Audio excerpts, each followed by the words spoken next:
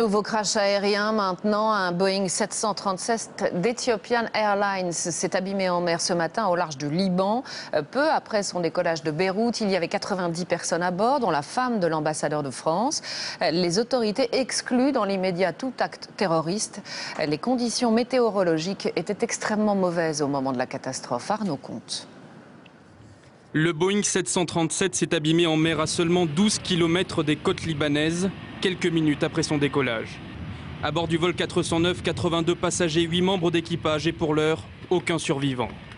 Les premiers débris de l'appareil viennent s'échouer sur cette plage, comme cette valise ou ces sièges. Plusieurs témoins affirment avoir vu une boule de feu plongée dans la mer. On a vu un éclair dans le ciel et l'avion en train de tomber, raconte cet homme. Le temps était très mauvais, il y avait du tonnerre et de la pluie. L'avion devait relier Beyrouth à Addis Abeba, la capitale éthiopienne.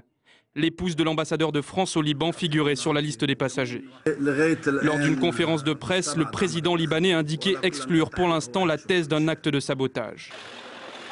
Tandis que des familles attendent désespérément des nouvelles de leurs proches, les premiers corps repêchés arrivent à la morgue de l'hôpital.